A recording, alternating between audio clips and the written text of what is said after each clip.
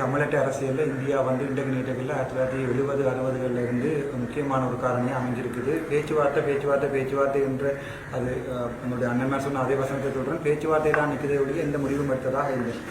ஒரு பாராளுமன்ற உறுப்பினராக முக்கியமாக யாழ்ப்பாணத்தை பிரதிநிதித்துவப்படுத்துகிற என்னால் இது சம்பந்தமான அரசியலில் எவ்வளவு ஆழமான பிரச்சனைகளை கொண்டு போகணும்னு எனக்கு தெரியல. பட் பாராளுமன்றத்தில் இவர்களுடைய பிரச்சனைகளை சம்பந்தப்பட்ட அமைச்சருக்கு மேலதிகமாக கட்டாயம் தான் கருத்தேன்.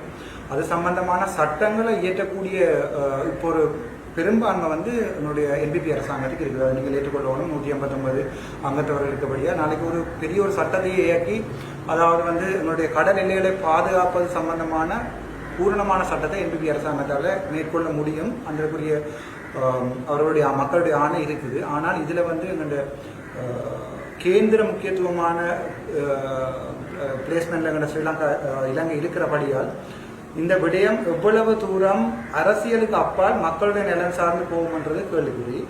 ஆனால் அது அவர்களுக்கு அரசியலாக இருக்கலாம். ஆனால் எங்களுடைய யாழ்ப்பாண மீனவர்களை பொறுத்த வரைக்கும் இது ஒரு வாழ்வாதார பிரச்சனை. ஸோ இது சம்பந்தமாக இந்திய அரசாங்கத்தோட தனிப்பட்ட எம்பி என்ற அடிப்படையில் நான் என்னுடைய தனிப்பட்ட கருத்துக்களை முன்வைப்பேன். அரசாங்கம் சார்பாக நான் ஒரு பொது கருத்துக்களை முன்வைக்க போவதில்லை. அவர்களோட இது சம்பந்தமான திட்டமான முடிவுகள் எடுக்க வேண்டும் என்ற மற்ற என்னுடைய அரசாங்கத்தையும் நான் எதிர்பார்க்கிறேன். தமிழ் மக்களுடைய முக்கியமான வாக்கு, அதாவது 3 எம்பிமாருடைய வாக்கு வந்து எங்களுடைய தேசிய அரசாங்கத்தில் இருக்கிறபடியா தேசிய அரசாங்கம் வந்து மக்களுடைய நலன் கருதி இது சம்பந்தமான ஒரு காத்திரமான முடிவு எடுக்கும் என்ற நம்பிக்கையும் எனக்கு இருக்குது. இல்லைன்னு சொன்னால் கொடுத்த வாக்குறுதிகள் காட்டில் பறந்த ஒரு நிலைமை கொண்டு வரும். ஆனால் அதுக்குரிய நடவடிக்கை அவர்கள் எடுப்பார்கள் என்ற பூர்ண நம்பிக்கை என்னென்னு சொன்னால் மீன்பிடித்துறை அமைச்சர் கூட எங்களுடைய தமிழக பிரதேசத்தில் இருக்கிற மேலதிக ஆசனங்களால் தான் பயிரப்பட்டிருக்குது.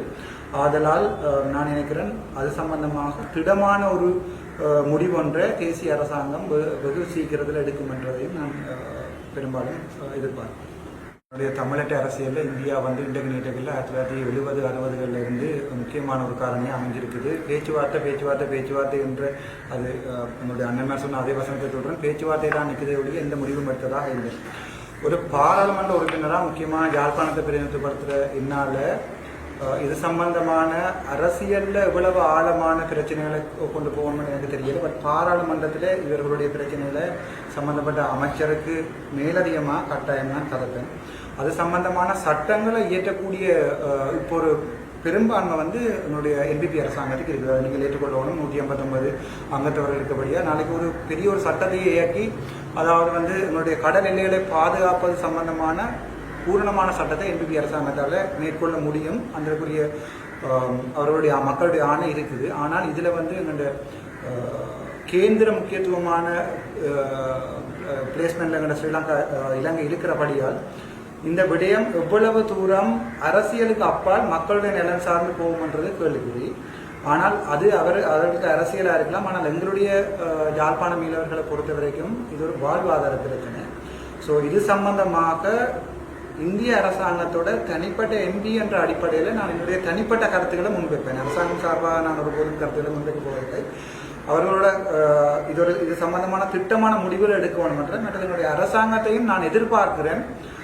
தமிழ் மக்களுடைய முக்கியமான வாக்கு, அதாவது 3 எம்பிமாருடைய வாக்கு வந்து எங்களுடைய தேசிய அரசாங்கத்தில் இருக்கிறபடியா தேசிய அரசாங்கம் வந்து மக்களுடைய நலன் கருதி இது சம்பந்தமான ஒரு காத்திரமான முடிவு எடுக்கும் என்ற நம்பிக்கையும் எனக்கு இருக்குது. இல்லைன்னு சொன்னால் கொடுத்த வாக்குறுதிகள் காட்டில் பறந்த ஒரு நிலைமை கொண்டு வரும். ஆனால் அதுக்குரிய நடவடிக்கை அவர்கள் எடுப்பார்கள் என்ற பூர்ண நம்பிக்கை என்னென்னு சொன்னால் மீன்பிடித்துறை அமைச்சர் கூட எங்களுடைய தமிழக பிரதேசத்தில் இருக்கிற மேலதிக ஆசனங்களால் தான் பயிரப்பட்டிருக்குது. ஆதலால் நான் நினைக்கிறேன் அது சம்பந்தமாக திடமான ஒரு முடிவொன்றை தேசிய அரசாங்கம் வெகு சீக்கிரத்தில் எடுக்கும் என்றதையும் நான் பெரும்பாலும் எதிர்பார்க்கிறேன்.